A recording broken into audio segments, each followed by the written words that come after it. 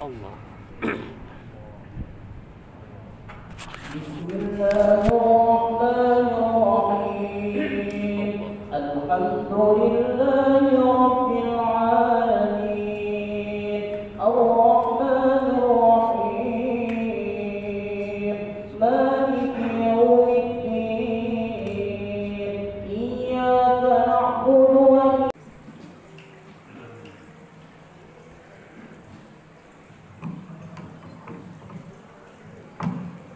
Assalamualaikum warahmatullahi wabarakatuh.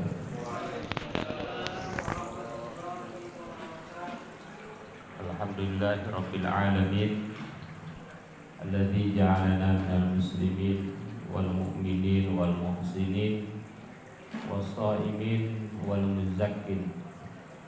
Asyhadu an la ilaha illallah wahdahu la syarika lah wa asyhadu anna Muhammadan abduhu wa rasuluhu la nabiyya ba'dah. Allahumma salli wa sallim ala nabiyyina Muhammadin wa ala alihi wa ashabihi ajma'in. A'udzu billahi minasy syaithanir rajim. Bismillahirrahmanirrahim. Qad aflaha man tazakka wa dzakara isma rabbih fa shalla. Puji syukur kita panjatkan kepada Allah Subhanahu wa taala yang telah menganugerahkan nikmat Ramadan. Salawat dan salam semoga selalu tercurah kepada baginda tercinta Nabi besar Muhammad sallallahu alaihi wasallam. Yang kami hormati para pengurus DKM, para jamaah, para ustadz, mudah-mudahan senantiasa dirahmati Allah Subhanahu wa taala.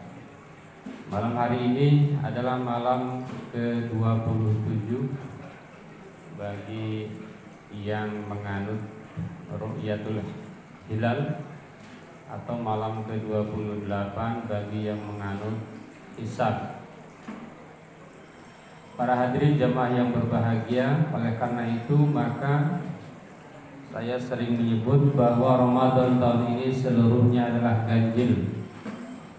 Jadi kemarin adalah ganjil bagi yang hisab, hari ini ganjil bagi yang ru'yah.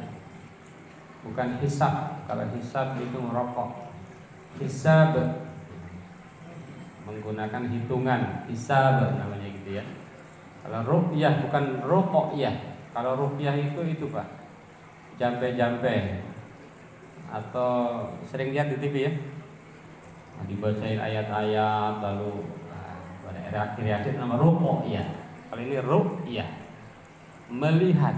Ru'yatul hilal, melihat hilal. Para hadirin jamaah yang berbahagia, dan alhamdulillah insya Allah lebaran hari Senin ya. Saya sudah prediksi dari awal Ramadan di setiap ceramah kata saya insya Allah Senin. Tapi kalau jadinya Selasa jangan marahin saya, namanya juga prediksi. Karena kalau awalnya berbeda biasanya akhirnya sama. Kenapa saya meyakini kedua ini benar? Karena hitungannya sama Pak. Muhammadiyah dengan yang pemerintah ini hitungannya sama, hisabnya sama. Cuma yang satu milihnya derajatnya kecil, yang satu milih derajatnya gede, gitu aja. Kalau hitungannya sama, jadi nggak mungkin berbeda. Seandainya milih hitungan derajatnya sama, ya sama harinya. Yang satu 2 derajat, yang satu 3 derajat, jadi beda. Ketika 2,3 derajat, yang satu mencapai, yang satu belum, gitu kan? Padahal hitungannya sama. Jadi insya Allah hari Senin kita akan lebaran, paling lama Selasa. Kalau Minggu nggak mungkin. Ya kan ngarepin Minggu ya. Bapak Ibu pengennya Minggu apa Senin apa Selasa? Nah gitu ya.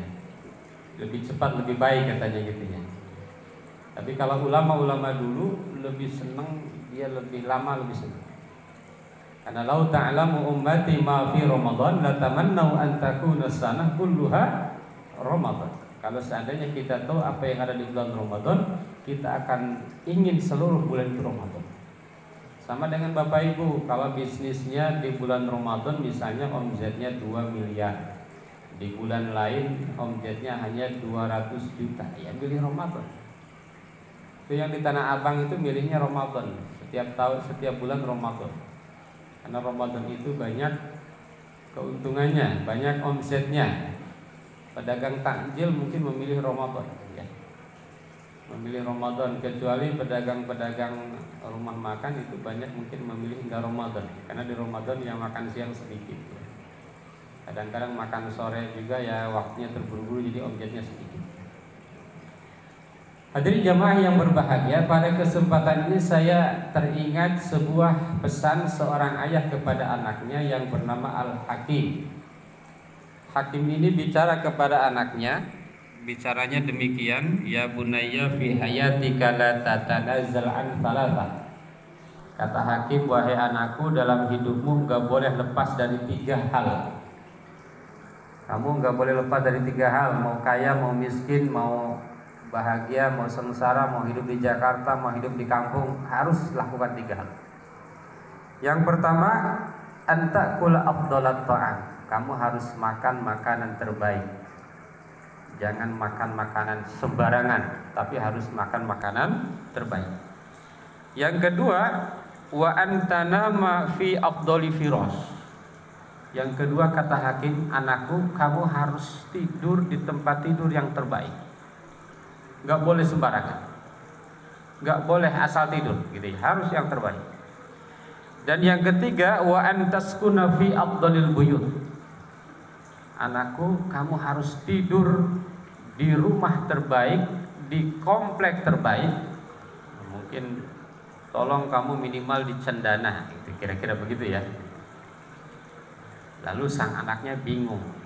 Ini anaknya bingung. Faqala al-ibnu, kaifa li an af'ala dzalika wa nahnu fuqara. Kata anaknya, bagaimana mungkin ya kita bisa melaksanakan yang 3, aku bisa melaksanakan yang 3 tadi, sementara ini kita ini orang fakir. Orang fakir itu mungkin kebutuhannya 50.000, dia hanya punya 5.000 gitu ya. Fakir itu lebih dari miskin. Kalau miskin kan kurang, kalau fakir lebih kurang lagi. Gitu ya. Lalu apa yang dijawab oleh bapaknya? Maksudnya gini, nak, idza akalta faqad indama taju satakunu matakuluhu afdalat ta'am. Yang dimaksud makan makanan terbaik itu adalah ketika kamu lapar, dan kamu hanya makan ketika lapar, maka makananmu adalah makanan terbaik. Saya yakin di Cendana ini makanan-makanannya mewah-mewah ya. Saya yakin ya, warga sini, jamaah sini, makanan mewah itu biasa. Tapi silahkan rasakan enakan mana makanan mewah dengan makanan ketika berbuka puasa. Saya yakin akan memilih makanan terenak itu adalah makanan tatkala ketika lapar, ketika berbuka puasa. Di sini kita sama, mau kaya mau miskin, kita merasakan kelezatan makanan ternikmat di dunia adalah ketika buka puasa. Lisoimi farhatani farhatun indal iftar wa farhatun indal liqa'i rabbih. Saya pernah bertanya, kebetulan ada teman saya yang menjadi pejabat. Hampir tiap minggu itu ke hotel, ada acara di hotel, makan makanan hotel, sarapan hotel, siang hotel, sore hotel. Saya tanya, bosan nggak tuh makanan hotel? Kata beliau, bosan, enak. Padahal makanan enak. Saya juga punya teman yang kerjanya koki di sebuah resto. Saya mampir ke situ, dikasih tuh makanan, karena gratis, enak kan. Nah, saya tanya, kalau ente tadi makan apa? Saya mau makan sambal goang. Loh, kok sambal goang? Iya, bosan kan. Jadi para jamaah sekalian, Bapak Ibu, ada yang berbahagia, yang namanya di dunia itu nggak ada yang nikmatnya maksimal. Itu makanan terenak ya tetap makanan orang ketika lapar. Bahkan di dunia itu banyak tipu daya. Pantesan ada lagu kan, dunia ini panggung sandiwara. Betul. Tetangga saya kebetulan komplek kami nggak terlalu ini komplek biasa. Tetangga saya ini kerjanya di kafe. Kafenya kafe mewah karena dia punya konsepnya sepeda-sepeda mahal. Yang mampir ke situ orang naik sepeda yang mahal-mahal itu, Brompton segala macam. Apa yang menjadi lucunya ternyata makanan-makanan yang ada di kafe itu dia tetangga saya ini pesen dari tetangga yang lain.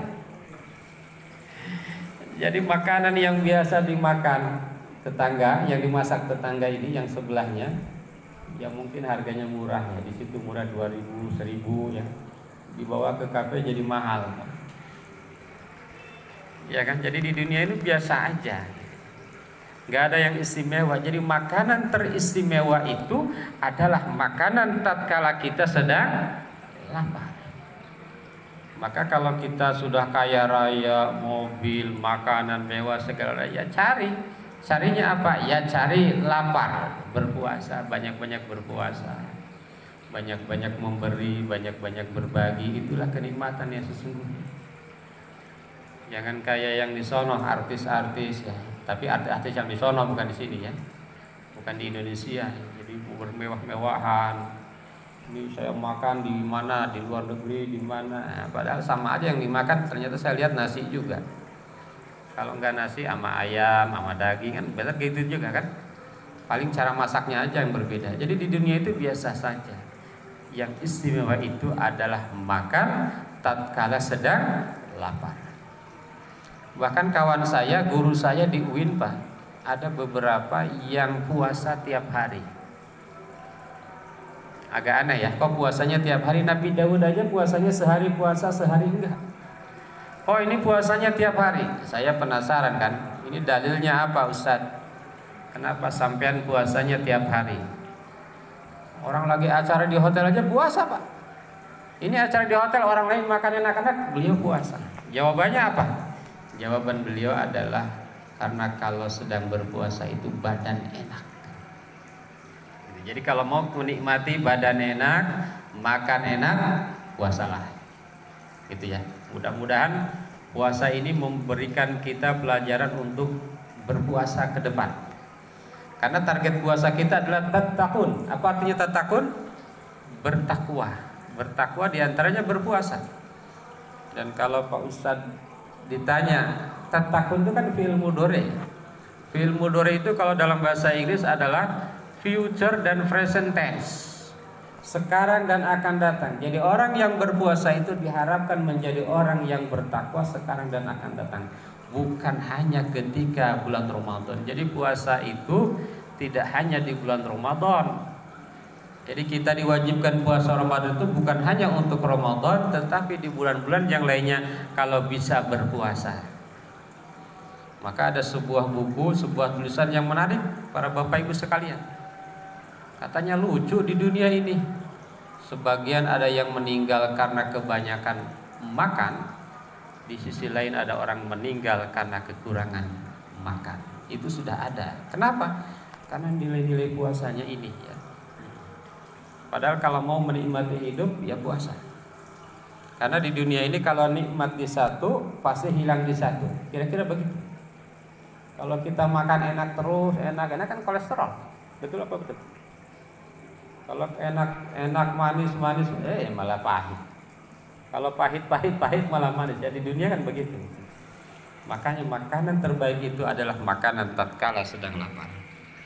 Hadirin jamaah yang berbahagia. Yang kedua, wa anta nama fi abdoli firos.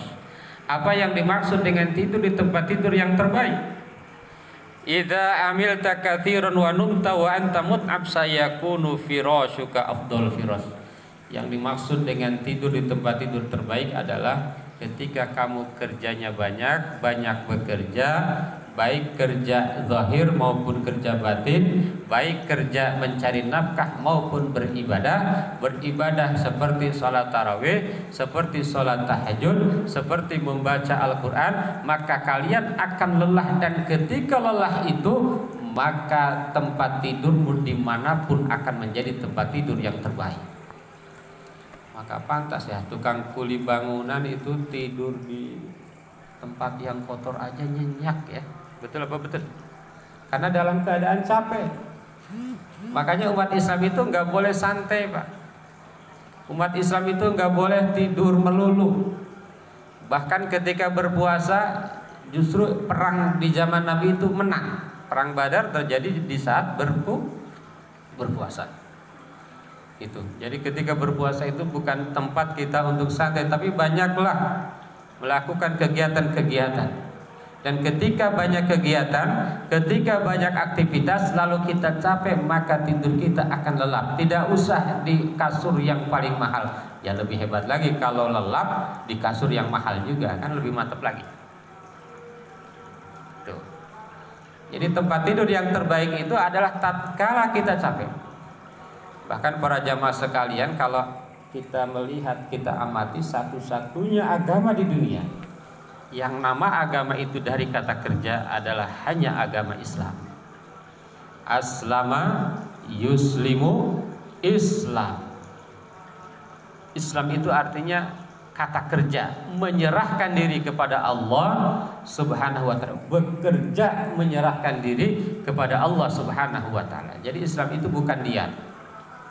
Islam itu bukan pemberian. Islam itu bukan keturunan. Wah, dia mau keturunan si anu, pasti masuk surga. Ya tidak. Islam itu yang dilihat bagaimana kerjanya, bagaimana ibadahnya, bagaimana amal solehnya. Maka ketika kita kerja dengan mencari ridho Allah, ketika beramal dengan mencari ridho Allah, maka ketika kita capek, kita tidur kita akan menjadi tidur ternikmat. Hadirin jamaah yang berbahagia, sudah 16 menit setengah, sebentar lagi, satu lagi. Yang ketiga, yang dimaksud dengan tinggal di tempat tinggal yang terbaik itu apa? Ya syukur-syukur di komplek-komplek yang bagus, itu lebih utama. Umat Islam itu memang harus kaya, Pak. Nabi SAW kenapa pengikutnya begitu banyak? Ya karena kaya. Jumlah harta Nabi kan 1217 kg emas. Nabi itu triliuner. Mungkin kalau di zaman sekarang mungkin bisa mengalahkan Elon Musk, siapa itu yang baru beli Twitter itu. Di zaman dulu aja harta Nabi udah triliunan.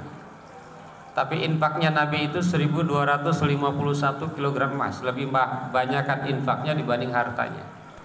Ditambah dengan wakaf bidang tanahnya 15 bidang tanah yang masing-masing tidak kurang dari 25 miliar. Jadi jangan dikira Nabi itu miskin.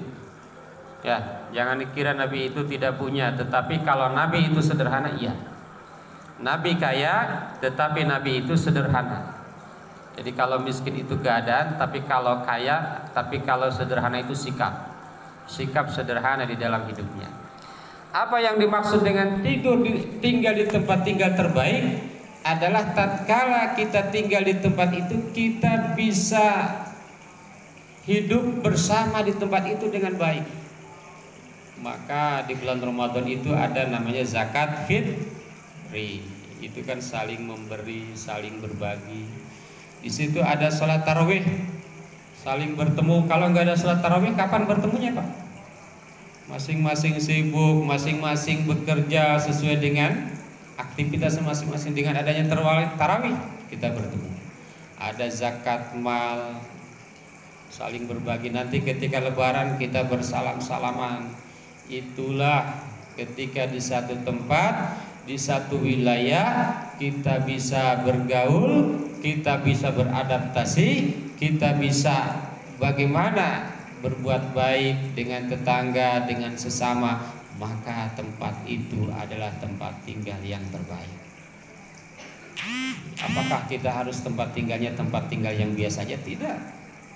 Tidak harus tempat biasa. Tempat yang bagus, lingkungannya bagus, aktivitas di dalamnya bagus, kebersamaannya bagus, kebertetangganya bagus, ya lebih utama. Lebih utama. Dan insya Allah itu adalah tempat tinggal yang terbaik sebagaimana yang disampaikan hakim kepada putranya. Hadirin jamaah yang berbahagia, jadi memang sesungguhnya bulan Ramadan ini komplit ya. Aktivitas-aktivitas Ramadan itu komplit, sebetulnya memberikan kita kesempatan satu untuk makan makanan terbaik. Yang kedua, tidur di tempat tidur yang terbaik. Dan yang ketiga, sesungguhnya bulan Ramadan itu menciptakan rumah kita, komplek kita, komplek yang terbaik. Semoga selesai Ramadan ini kita mendapatkan sebagaimana janji Rasulullah, sebagaimana janji Allah Subhanahu wa taala. Barang siapa yang puasa Ramadan, barang siapa yang qiyam Ramadan dengan iman dan ihtisaban, maka Allah ampuni seluruh dosanya. Pulang dari Ramadan seperti bayi baru lahir. Amin ya Allah ya Rabbal alamin. Bayi baru lahir apanya Pak? Dosanya. Kalau amalnya seperti orang yang sudah hidup ribuan tahun. Kenapa? Karena ada malam Lailatul Qadar. Amin ya Allah ya Rabbal alamin. Itu saja yang bisa disampaikan. Semoga ada manfaatnya. Terima kasih. Mohon maaf. Wassalamualaikum warahmatullahi wabarakatuh.